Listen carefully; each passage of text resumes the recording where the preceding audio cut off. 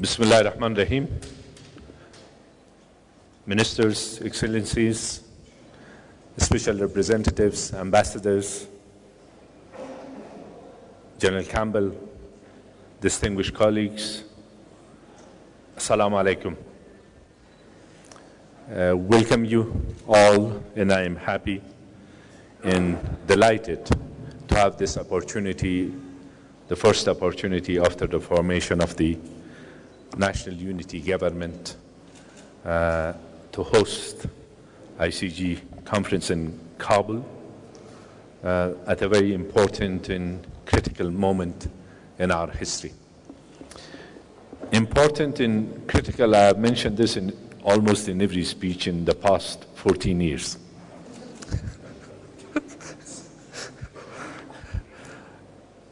And ICG, of course, perhaps to our Afghan participants, I don't want them to be, their thinking to be shifted towards international crisis group, but this is international contact group, which has played a pivotal role in the past few years in promotion of the joint and common goals of stability, economic prosperity, good governance, regional cooperation, as well as dealing with the challenges which Afghanistan has been faced with. It's timely to thank the international community for all its efforts and sacrifices in the past 14 years alongside the people of Afghanistan, our national army, our national police and security agencies, our people. Together, we have made tremendous sacrifices, and you have made lots of contributions. And this time around, this important gathering is taking place at a time that the unity government has to deliver in different fronts and different areas, from security to good governance, sound and healthy political process, fighting against corruption, narcotics, at the same time reforms, facilitating for reforms, establishing good relations with the neighboring countries and countries of the region and beyond, and strengthening the ties of Afghanistan, re-strengthening the ties of Afghanistan and bonds with the international community. At the same time, the whole aim here is to create better conditions for the people of Afghanistan, better environment. So not only the challenges which in the past had emanated from Afghanistan will not be there anymore, including in the challenges, the issues which were imposed upon Afghanistan in the past, including the presence of terrorist and radical extremist elements. At the same time, to create new opportunities, not only for the people of Afghanistan, but for our region to benefit from. You're all aware of the different transitions in Afghanistan.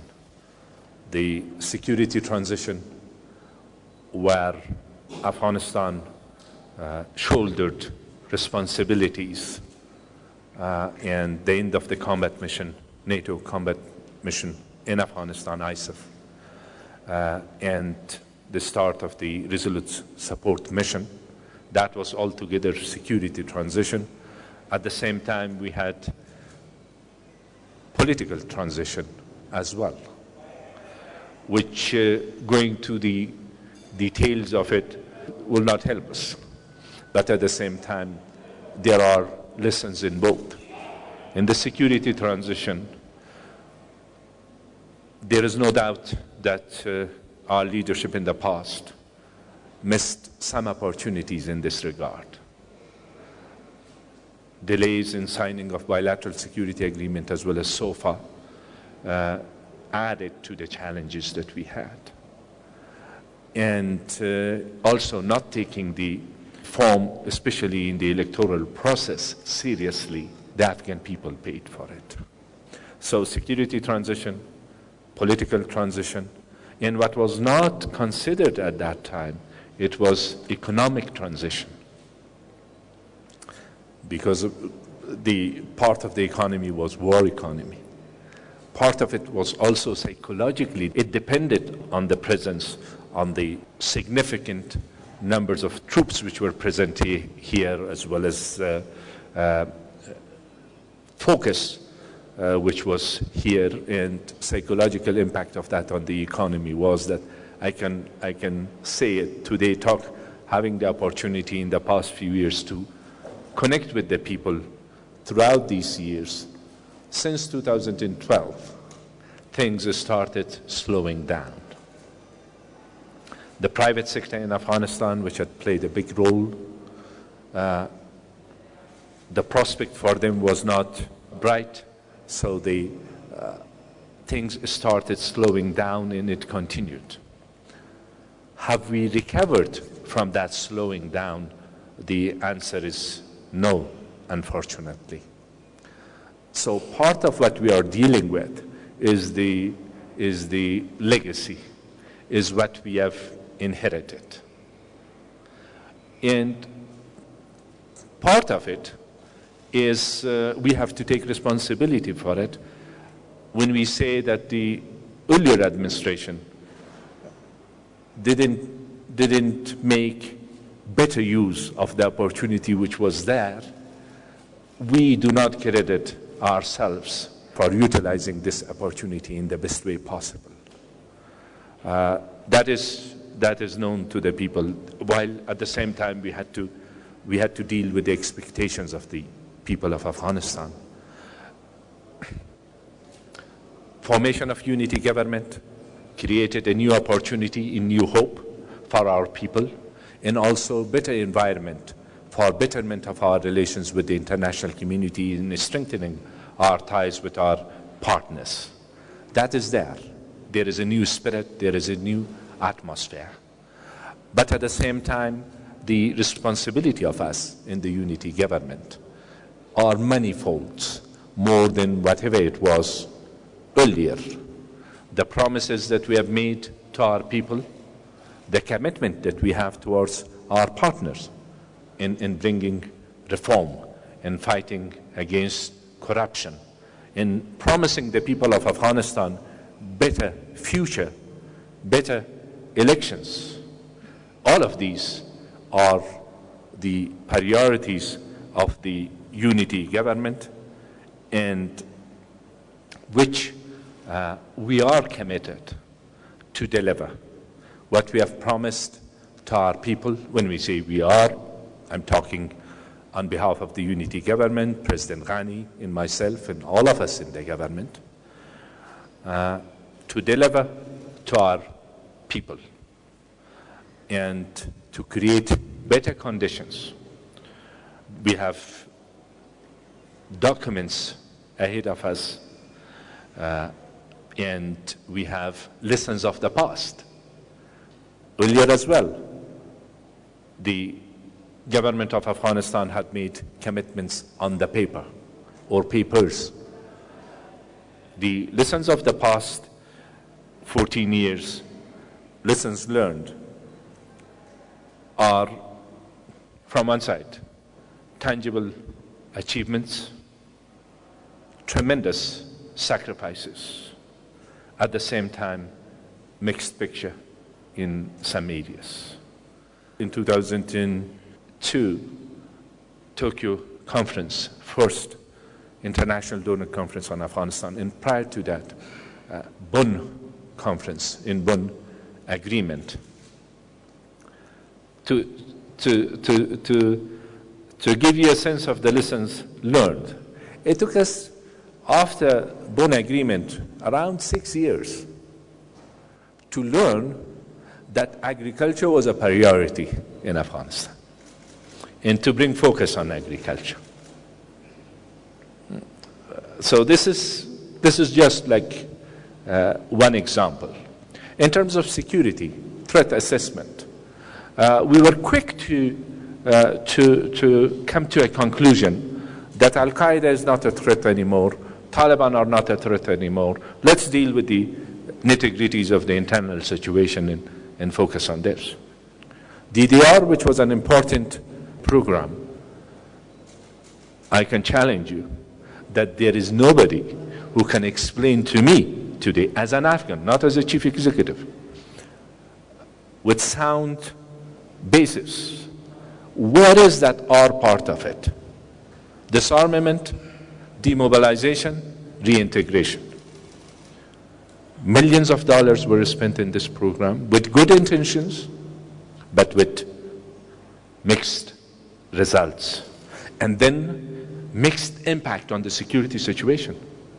Talking about security, perhaps ALP in strengthening Afghan local police is one of our programs.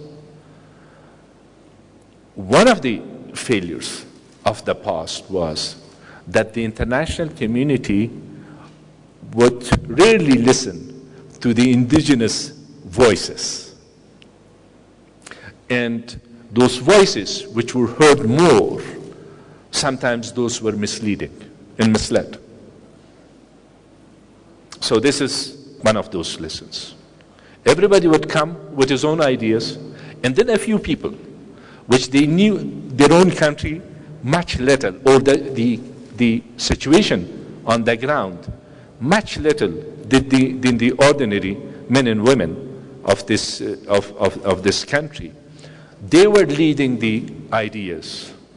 In the international community, with lots of good intention and goodwill, they will only listen to the few people in this country. In between, we missed a lot of opportunities. We as Afghans should take, first and foremost, take responsibility for those missed opportunities. But at the same time, when we talk about lessons learned, I don't think that we have the same opportunity ahead of us. So to repeat those mistakes,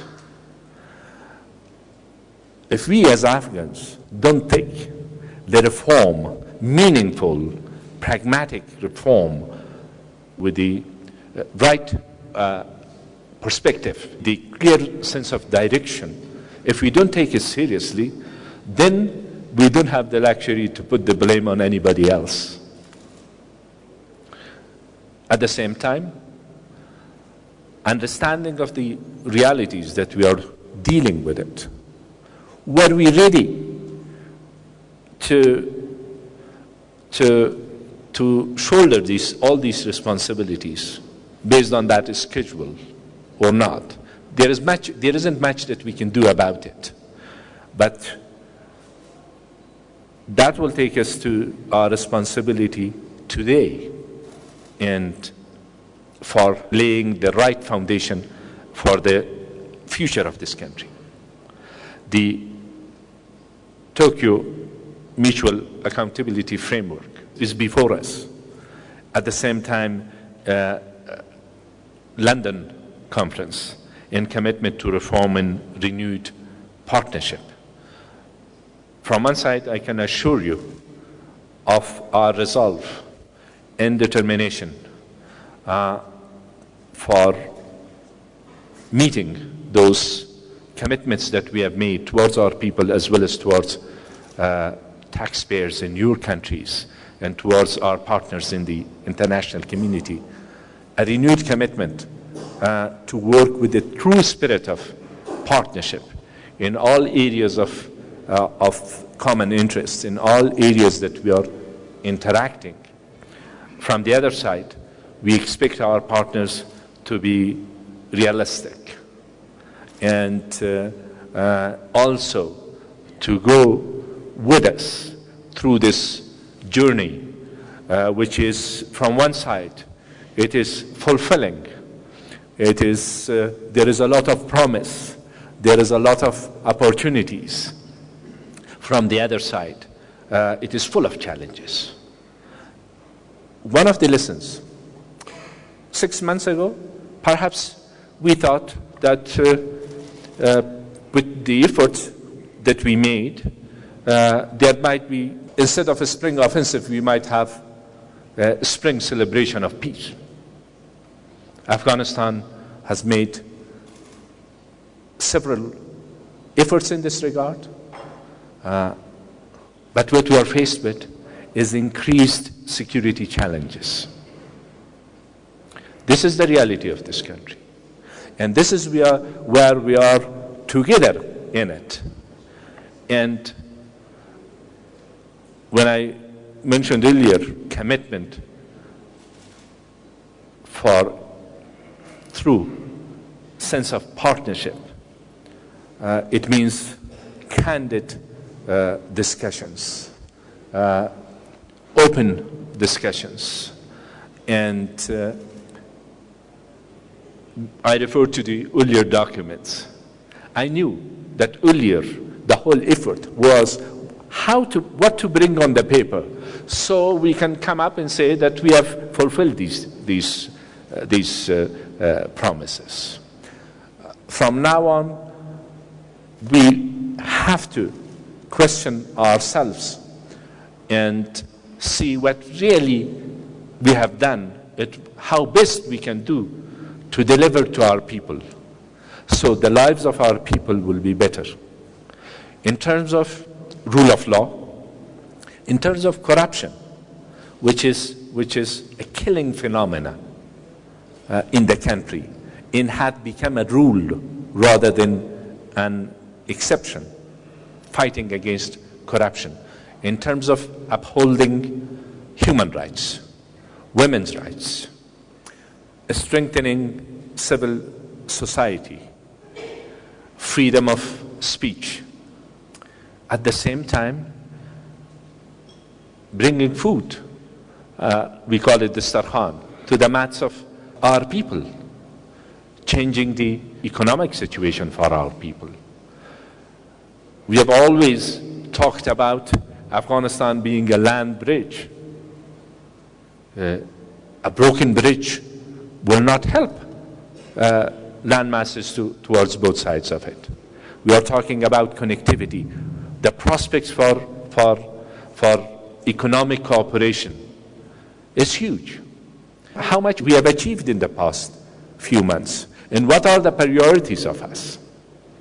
So this upcoming few days, tomorrow conference, and also the discussions that you will be having with your partners in the Afghan government, should lead us to a situation where we are on the same page as far as priorities of Afghanistan is concerned, as far as priorities of our people are concerned, and at the same time, as far as mutual delivering on the basis of mutual commitment that we have in delivering to the people. After nearly eight years not being in the government, you find me much happier person today since the past 7 years. And those of you which are, since it is, I think, on the record, I thought that it's only our own cameras, but those of us which are involved on these daily discussions with the Afghan government, you know what I mean.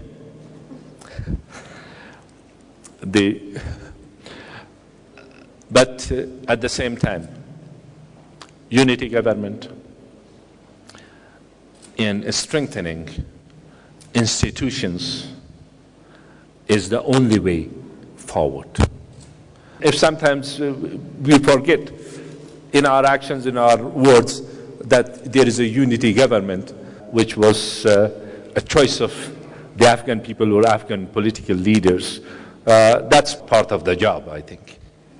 But at the same time, I know sort of questions that you are faced with your own taxpayers. with our own parliamentarians, not just parliamentarians, even governments. I learned only through WikiLeaks later on that some of ambassadors based in Kabul, they don't even report everything that is going on to their own relevant ministries, which are ministries of foreign affairs. That was part of the luxury of being in the opposition, having time to even look into WikiLeaks, what was happening. Peaceful Afghanistan, stable Afghanistan, Afghanistan which lives in peace within and without, dignified life for the people of Afghanistan, return of refugees, dealing with the challenges of voluntary repatriation of our refugees is one of the priorities of our government. Dealing with the issue of narcotics. We only recently learned that directly and indirectly, around 3 million people are addicted in this country. It is an alarming statistics. That shows the amount of work which needs to be done in this regard. And in these areas, we have formed interministerial committees, and there is better coordination today. And nevertheless, some of our minister colleagues, I'm not saying those who are present here, but perhaps some of them, are still confused with this idea of Council of Ministers in Cabinet. So there are too many meetings, and hopefully these efforts of us and joint efforts of us all together will lead to betterment of situation in Afghanistan. One of the areas that we have worked in the past few months is trust building with neighboring countries of Afghanistan, where trust deficit was the main issue and challenge, but not a sort of perceived challenge, a challenge which was based on the history and on the challenges that we are dealing with it. In this line, we are not at the middle of it, we are not at the end of it, we are not at the beginning of it. In between, sometimes our expectations are perhaps over expectations. And then our people get a message based on those over expectations. And then when things are not delivered, then the people get disappointed. One of the areas that we have to deal with it is the challenge of perception and perceptions. While once again I want to thank the international community for all the efforts, all the contributions and all the sacrifices.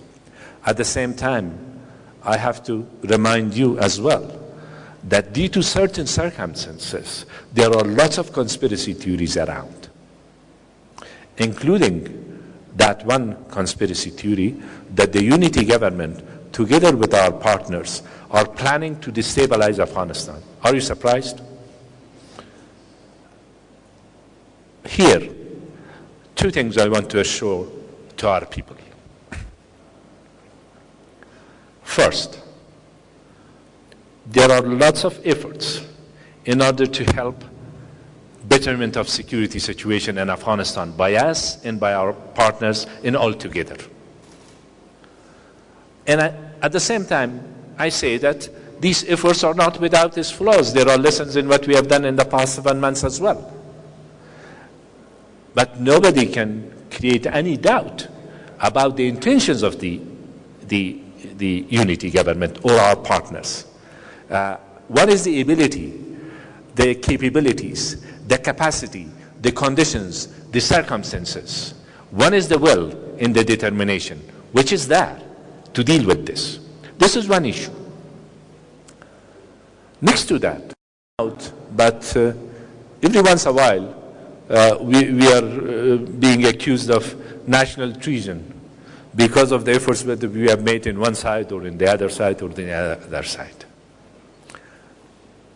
One thing, this is mainly to our own people, but at the same time, this is the opportunity to bring some focus on it.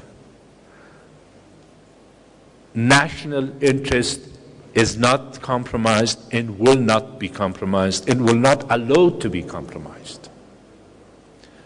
We have made sacrifices, and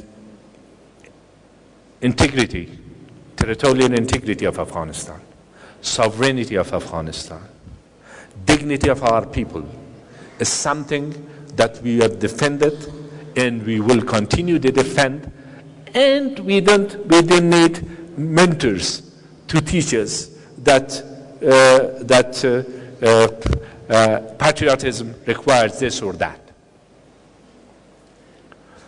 Every effort that we have made has been with good intentions, but there are lessons in it, and we have to be pragmatic about it.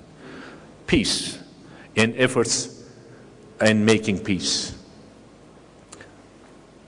The absolute majority of people of Afghanistan, they want peace, but they want dignified peace. They want durable peace. They want just peace. Sometimes there are perceptions that under these names and during these efforts which will be made, the rights of the people of Afghanistan will be sacrificed. This is not the case. If dignified, durable peace is the need of our country and the demand of the absolute majority of the people of Afghanistan, we have to make the right efforts. But we are doing it with open eyes. We are not under any illusion or under any delusion in this regard. These are genuine efforts on our part, but the will and determination to defend the rights of our people is as well established as you can imagine. Since I didn't look to my watch, perhaps it's nearly 3 minutes. Ambassador Koch, it's time for you to speak for 3 minutes. Okay? Thank you. I have to mention to you what nobody told you apparently, that just before somebody said, I need to talk 45 minutes now and deliver a 3-piece lecture on the... No, I'm just joking. Dear host, Excellency, Chief Executive Officer of Afghanistan, ministers, dear colleagues, dear delegates, dear friends, ladies and gentlemen, it is such a pleasure to be in this lovely setting on this particularly beautiful evening, a very Afghan kind of evening, I find. And here in the middle of Afghan statehood, where this work that, Excellency, you've just described to us is being headed, this work to create a new Afghanistan. So my main task here is simply to say thank you that you are hosting us here tonight. This is a great and a deeply felt honor, and we appreciate it very much indeed.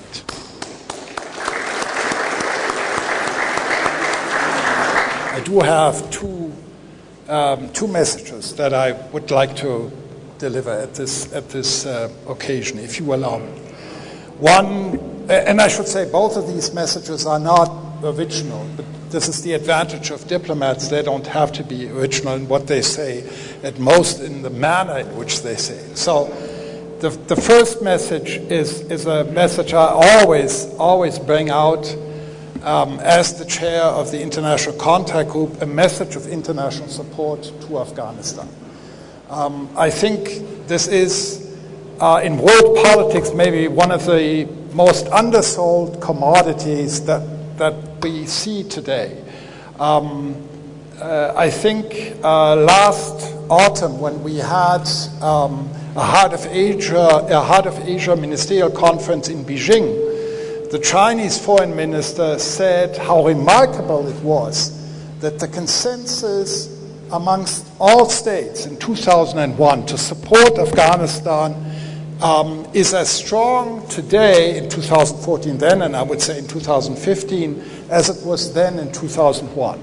That is something truly remarkable that, frankly, I think people in my country do not sufficiently appreciate. Afghanistan has never been less alone in its long and illustrious history than today at this very moment where we stand. My second message is draw from this the confidence to govern. You are the government of national unity. You have described to us the many challenges, and indeed they are daunting, difficult, complex, often without easy solutions that you can put into a newspaper headline. You need to appoint the last minister, you need to appoint other officials, Supreme Court justices, ambassadors. You have, Excellency, correctly pointed out the next stops in the dialogue of Afghanistan with the international community. We're looking ahead to a senior officials meeting for the TMAF process in September here in Kabul. All of this requires vigorous action on the part of the international community, on the part of Afghanistan, and we, in every way possible, encourage you to be vigorous, energetic, and to be that not only because this is what the people of Afghanistan, and you have described this yourself, expect, but because you are supported by the whole international community at this point in time. Thank you very much again for your hospitality, which is such a beautiful expression of a quality that the whole world associates with Afghans, hospitality, their great sense of hospitality. This is an example of it. We thank you very much for that. Thank you. I think it's my duty to thank you once again, but at the same time to remind you that the electoral reform is one of the most important priorities of the unity government, and it has to be looked at in the same way with our partners. That is one of the foundations for a better future of this country. And because I talked too much about security and other aspects of it, this is the key for the future of the country, and hopefully our upcoming elections will be much more promising. Thank you very much. Okay, please.